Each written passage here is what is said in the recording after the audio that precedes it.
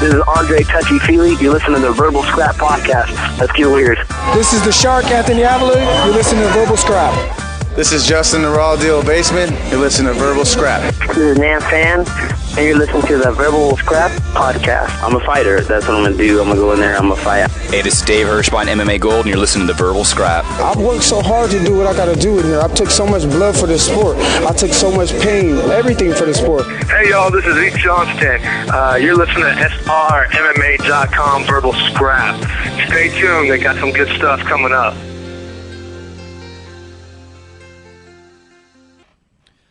It's JW from SRMMA.com. You're here on the Verbal Scrap Podcast, talking on the Londa's Egg Whites Hotline. We're here with Matt Baker, who recently competed at Glory 10. How you doing today, buddy? Hey, I'm doing good, man. How are you doing? Fantastic. I wanted to, ask you, what was the experience like competing in Glory? They're well respected. They have a wealth of some of the biggest names in kickboxing and stuff like that. What was the experience like for you? Oh, man, it was an honor to be around all those sort of people, all the best kickboxers out of Holland, all the best kickboxers in general in America, too, to be around, Joe Schilling and certain guys like that, the same guys that fight at my weight in America, top-level guys, being an amateur and watching that, man, it was an honor, and it was, man, undescribable. I had seen a photo that you had the opportunity to run into Semi Schelt. I mean, what was that like for you? He's a huge man and obviously well-respected in the industry. Oh, man, yeah, it was an honor to run into Semi. I mean, I'm a pretty big dude, I'm 6'5", 6'6", and running into Semi, I mean, the dude's 6'11", 290 or something. You can't really miss him. And it was an honor, man. He's one of the best kickboxers ever, so it was, an honor to get to talk to him and just meet him.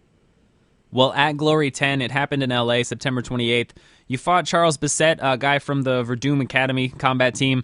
Obviously, it didn't go your way, but, how'd the fight fare? How did you feel it was going? You said your corner, felt you had a couple of the rounds. What did it look like in your eyes? He's a well-experienced, coming into the fight, I was 8-3 with 5 knockouts. He was 18-3. So we knew going in it was a big step up in competition. He's a good dude. I felt like the fight was going really good. We had a certain game plan. We were trying to, I was feeling it out a little bit. It was one of my first fights without shin guards also. So, it was, I felt like it was going my way. I felt like, I did enough and the momentum was definitely going my way. But, hey, the judges are doing their job. I was doing mine. So, we'll go to the next and learn from it and not leave it in the judges' decisions next time. Well, Glory is a very big organization, like we said before. How'd you get involved with those guys, and what was the process like working with them? Man, Glory, it was great working with them. Everything's tip-top, man. It's the top of the line when it comes to kickboxing, so it was great working with them. I actually stepped up on 6 days' notice to fight for a belt fight. This dude named Jason Caldwell, undefeated guy from L.A., for WCK, Dennis Warner's promotion. And a couple things ended up going, it didn't end up going down in the end of it. So they actually advanced me on to fight at Glory. So I got the opportunity to fight there, and the rest is history. Well, when you weren't competing at Glory, did you have an opportunity to check out any of the other bouts? Yeah, man. I watched, I watched from the back locker room because my training partner and my teammate Xavier Vigny was fighting the same night. So after I fought, I got some food and sat back and walked in the locker room with him and checked out all the fights, man. If you haven't checked it out, man, Glory, it's top of the line, man. Kickboxing is, striking, all knockouts, it's fun stuff, man. It was definitely a good experience to check all that out. Well, like you said, your teammate Xavier Vigny, he's obviously been doing good things in Glory, been knocking out guys left and right, including at Glory 10 when he got the third-round KO. What were you thinking, watching him? Was it exciting for you? Oh, man, it's exciting. What's funny is I get more nervous for Xavier's fight than I do for mine, man. I mean, he's like a brother to me, man. The first day I trained with my coach, they brought me in to spar Xavier, man, and, it's great watching my coach, man, Dan Black. He works so hard day in and day out. And watching Xavier push himself, man, it really helps me to, see where I need to be and push myself to that limit, man. It's amazing. And seeing him win and, really get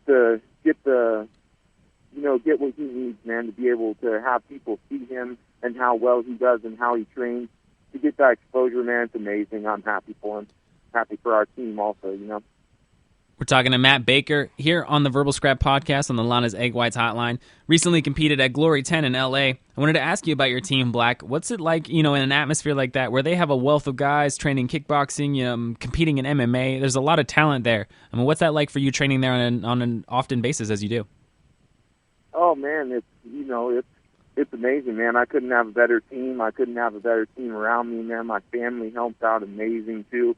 My dad doing everything he can to help me out with my career. And yeah, like you said, man, Team Black, we're coming. We got everyone. We got guys everywhere, competing the amateur, me international level. I'm going to be fighting in, 3 weeks in the World Championships in Italy. I took bronze in the ISMAs for the U.S. national team in Russia a while ago. Man, we got, Xavier Bigby in Glory. We got Juan Quesada coming up in Bellator. Man, we're making moves. So it's an honor to train around all of them and see them push each other and push me.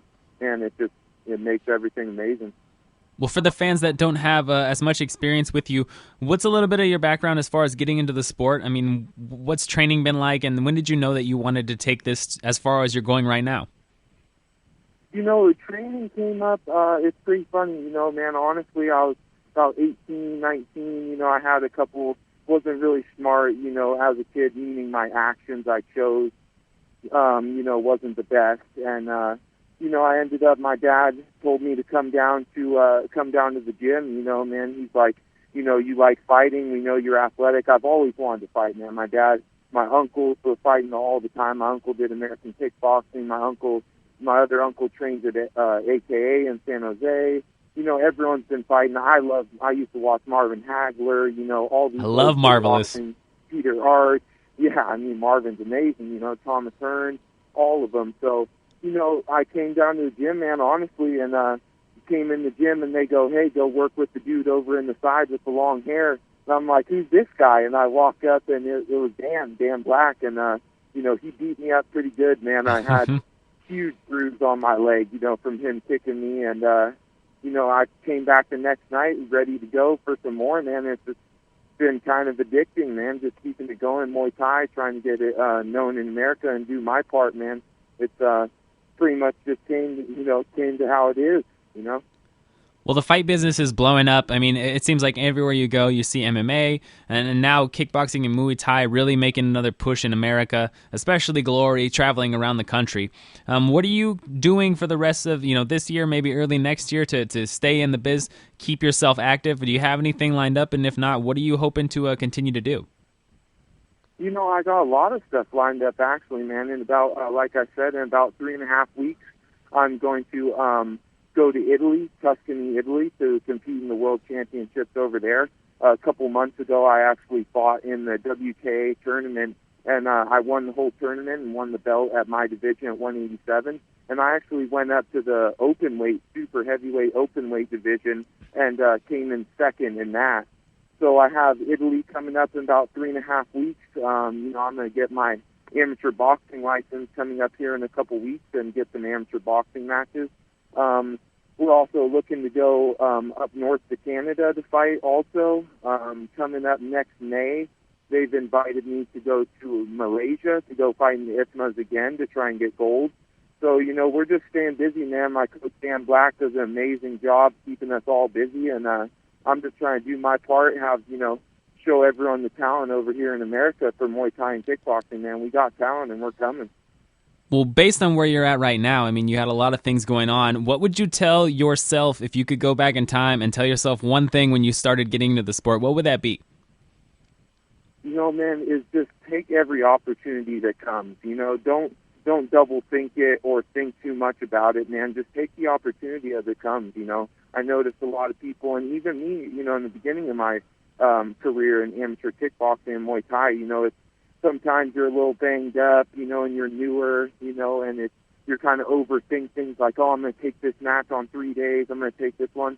I would say just, take every opportunity, man, and don't double think it. Just take the opportunity and run with it, man. You can't go wrong when you do that.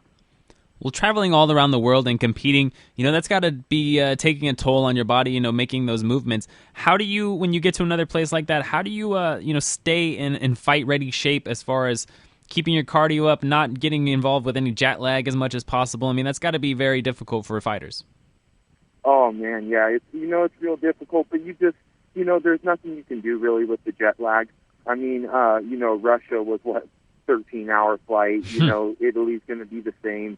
You just try and, it's all heart, man. You try and sleep as much as possible. I have a lot of good people around me that keep my body going. I got Mary Chu. She's an amazing physical therapist. I got also, different people that help me out so much.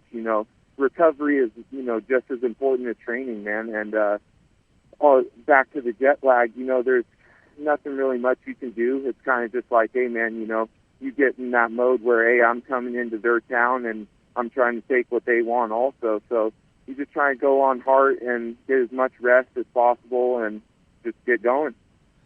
Well, as far as Italy's concerned, what are you doing in preparation to prepare for such an eventful time when you're going to be there competing against some of the top guys that are going to be in the region around the world? I mean, that's got to be enough for you to deal with on a day-to-day basis, but what kind of techniques and stuff are you working on in the gym to stay sharp?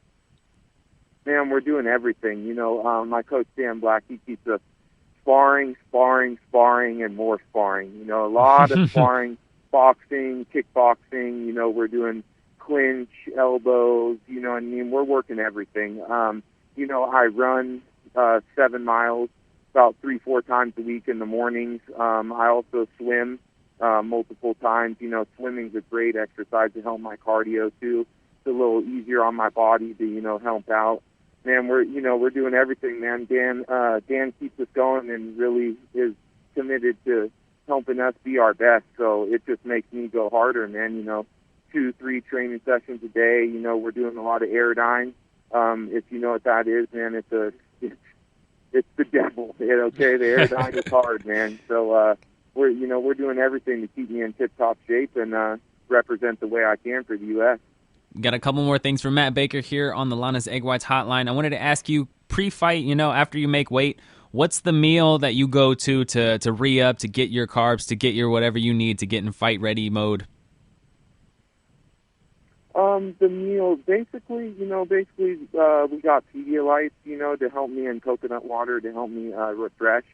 To be honest, man, you're dieting, you can't eat too many carbs, so I definitely get some pasta. Definitely get some good bit of pasta, a good bit of bread. Just when we were down in LA, man, after weigh-ins, you get some fruit in, get your fluids going, and definitely go get some carbs, man. Go get some pasta, some potatoes, some stuff like that, definitely.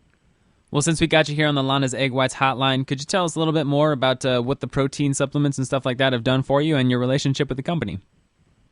Oh, man, Lana's the best. I mean, she's amazing how much she takes care of us.